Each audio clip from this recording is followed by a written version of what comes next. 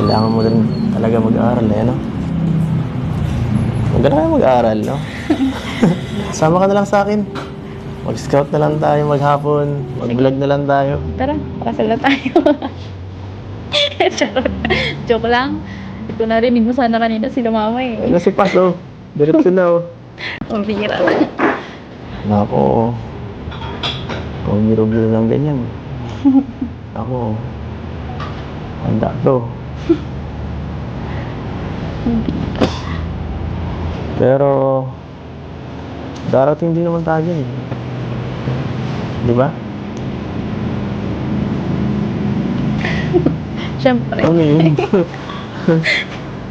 Siyempre. Good morning sa inyong lahat mga kaibigan, mga kalingap. Narito na naman tayo sa ating YouTube channel at gagawa na naman tayo ng panibagong reaction video. At dito sa ating reaction video, alam nyo na kung ano yung gagawa natin ng reaction video. At na-play naman natin sa una yung ating pag-uusapan. Pero bago yan, ay shoutout muna kay Kuya Bal Santos Matubang, Kalingap Club, and Ate Edna at sa lahat ng ating mga viewers kay na Gisa Bicolana, Ate Be Considerate, and Misty Kayons. At ito na nga mga kaibigan, kasi busy tayo at talagang napalaban tayo sa pangangampanya mga kaibigan, at good luck na lang kay na Governor Dong Padilla at sa lahat. At ito na nga mga kaibigan, at harap-harapan din nating nakita rin naman itong si Idol Robin Padilla kagabi, kaya sabi ko nga na-late tayo dito sa ating pinag-uusapan sa EDC mga kaibigan. Pero huli man at magaling ay naihabol pa rin mga kaibigan. Kita ninyo mga kaibigan, dito sa usapan ni Papa Eds at ni Biancy ay talagang obvious na talagang silang-sila na talaga. At kagabi nga mga kaibigan ay kasama rin natin si Bibi Biancy na andoon sa event mga kaibigan, at nakita natin, at ito yung aking talagang kay Biancy, sana ay wag magbago talaga itong batang ito, kasi hindi pa namin nakikita itong si Biancy kagabi ay sumugod na sa amin. Kami ang magkakasama, si Ate Edna, ako, si Kuya Bal, tatlo kami. So nagulat kami nang biglang sumugod si Biancy sa amin at bumate. Sana wag magbago ang isang katulad ni Bibi Biancy, pero sa tingin naman natin malayo na ang kanyang narating, at hindi naman nagbabago ang batang ito mga kaibigan, hindi nagbabago. At noon ngang medyo gabi na at talagang umuulan na, ay nagkahiwa-hiwalay na rin kami kasi mayroong sumundo sa kanya mga kaibigan. So ito mga kaibigan, ito yung sinasabi natin na talagang yung love story na to, kaya atin laging sinusundan mga kaibigan, ay talagang alam natin na may patutunguhan. May patutunguhan talaga itong pag-iibigan nila. Ay stay yung kanilang love story. At talagang nakikita naman natin yung mga galawan nila. 'Di ba? Doon sa mapapanood ninyo mga kaibigan, doon sa vlog ni Kalingap Rab, unang-unang pagpasok pa lang ni Kalingap Ido nang makita si Biancy, or nung magkita yung dalawa, ay talagang magkahawa kami na kaagad. Sana all magkahawa kami kaagad itong dalawa, at talagang hindi na may tago mga kaibigan, talagang may hamon na nangyayari na huwag ka nang mag-aral at magpakasal na tayo. Pero para sa akin mga kaibigan, kung talagang pwede naman ang mag-asawa, oo, mag-aral, mag-asawa, pwede na yun. Meron namang ganong nangyayari. At least, safe naman talaga kay Papa Eds. Ibig sabihin, yung mga sinasabi ni Papa Eds na kaya naman niyang buhayin yung pamilya nila. At sabi nga ni Ido doon, nung pasok, dito ka na lang, ako lang magtatrabaho para sa ating pamilya. Ay, sana all. Ganun dapat ang lalaki mga kaibigan. Huwag niyong pagtrabahuhin yung inyong asawa, bagkos na lang, doon na lang sa bahay kung pwede, kasama-sama nyo na lang, para naman sa ganun ay may iba naman yung kasi kalimitan ngayon mga kaibigan, yung babae nang nagtatrabaho at yung lalaki na ang nakaungkot. Yung nakaungkot sa amin mga kaibigan, yung walang ginagawa, Siya yung nag-aalaga ng bata, siya yung sa bahay. So, ang samantingnan mga kaibigan, at ito sa mga plano naman ni Papa Eds mga kaibigan, kung halimbawa man talagang magiging totoo ito, wala nang problema kasi alam natin si Papa Eds ay talagang masikap yan. Masikap, talagang may paninindigan, at talagang alam natin na kaya nang bumuhay ng pamilya ng isang Papa Eds. Pero itong ipi-play natin mga kaibigan na video na mula doon sa channel ni Kalinga Prab mga kaibigan, dito natin mararamdaman yung appreciation ng ina ni Beyonce, yung mga naalala, yung mga nakaraan nila, yung mga pinaghirapan nila, 'di ba?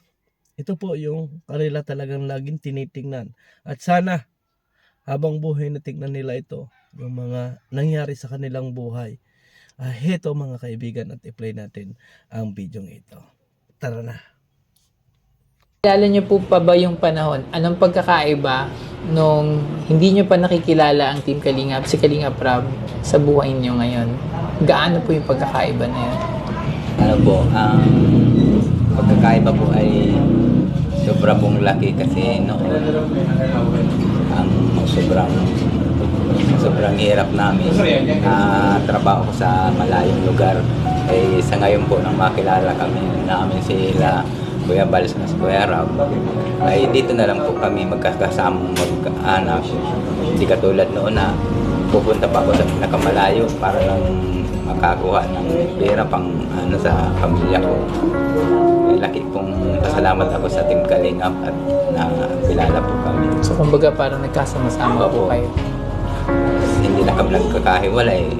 Dati, buwan kung bago kami magkita-kita kasi malayo po yun. Nakarating ako ng Ilocos sa paghahanap ng trabaho. Doon ako nakakuha. Grabe po talagang pasalamat sa ng Team Kalingap, kay Kuya Bal, kay Kuya Ram po. Kasi hindi na kami nagkakalayo.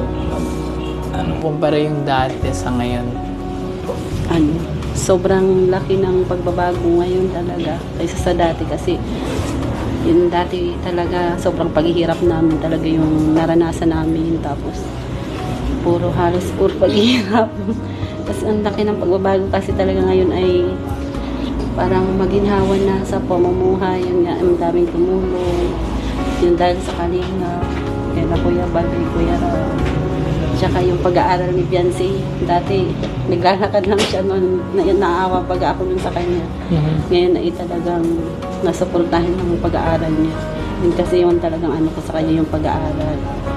Naalala ko dun yung mga nangyari. Sobrang talagang mahirap na pag binabalikan ko, parang hindi ko akalain na talagang magbabago yung pamumuhay namin. Pero salamat sa Diyos po na yung hindi nyo inaasahan din at pwedeng problemahin nyo pa yung pag-aaral niya. Opo. Dahil ngayon parang hanggang sa pagtatapos niya, mabibigyan na siya ng tulong. Oo, sobrang nagpapasalamat ako talaga. Makaka-focus na siya sa pag-aaral. Hindi noon bago kami mag-aaral, bago siya mag-aaral, maglalaba muna kami. Maghahanap muna ako ng paglalabahan. Yun na. Sobrang ayoko. So may mga panahon po na parang nawawalan kayo ng pag-asa. Yung isasaing mo, hanapin mo pa. At di lang po yun mga ilang araw. Maraming pagkakataon yun. Sobra. Noon. Kunting lang, yung pagkain na yun yung pinagkakasya namin. Lalo yan na yung bagong labas siya sa ospital. Maliliit pa yan. Pinagkakasya namin yung pinaghahati-hati namin yung sa mga anak namin. Minsan hindi na ako kumakain. Siya dun sa story. Pag nakikita mo si mama mo umiiyak, anong nararamdaman mo? Naiiyak niyo po. Kasi simula po ng talagang na po, mahirap na po talaga yung buhay po namin. Simula po nung bata pa po ako na po yung palagi pong inuutosan ni mama. Pag walang-wala po kami, ako po yung nangungutang sa tindahan. Hanggang sa At least nakakahiya naman. Opo, nakakahiya po talaga. Hanggang grade ano na lang man po ako naging paraodang. grade 11 po. Ay, grade 10. Grade 10 po kasi nakilala na po ako na ni Dr. Love po. Nung nakilala na po ako ni Dr. Love. Kaya sobra po talaga laki ng pinagbago po namin. Simula po nang matagpuan po kami nila Kuya Ram. Malaking pagbabago. Inaasahan mo ba na magiging ganito yung buhay mo Hindi ngayon? po. Nung time na nahihirapan ka? Hindi. Parang ano to eh, parang panaginip, pangarap. Pangarap lang po. Yung ganun nga pong bahay, hindi ko po akalain na yung pangarap ko pong bahay na ganun po na may So, second floor, ganun po. Kasakit po si Papa. Yung talagang ano po, kahit po mga kapatid niya, na ano po, dati po hindi po namin malapitan din yung iba pong kapatid ni Papa. Ay talagang si Mama po yung nagsisika po para yung Kailangan mo din talaga mag-aaral no? Huwag ka na kayo mag-aaral, no? Sama ka na lang sa akin. Mag-scout na lang tayo maghapon. Mag-vlog na lang tayo. Tara, pakasal na tayo. Charot. Joke lang. Ito narinig mo sana kanina sila Mama eh. Ayun na si Pas, oh. Diretso na, oh. Ang bihira lang. Nako, kung biro-biro lang ganyan. Nako, handa to. Hindi. Pero, darating din naman tayo eh. Di ba? Siyempre. Ano yun? Siyempre. So ayan mga kaibigan, seryoso na dyan si Papa Eds. Talagang sabi nga lang ni Papa Eds, parang ibig sabihin ni Papa Eds, kung ikaw lang ay tapos ng mag-aral, pakakasalan na kita. Ang tanong mga kaibigan ay sus ko, ano kaya talaga ang totoo?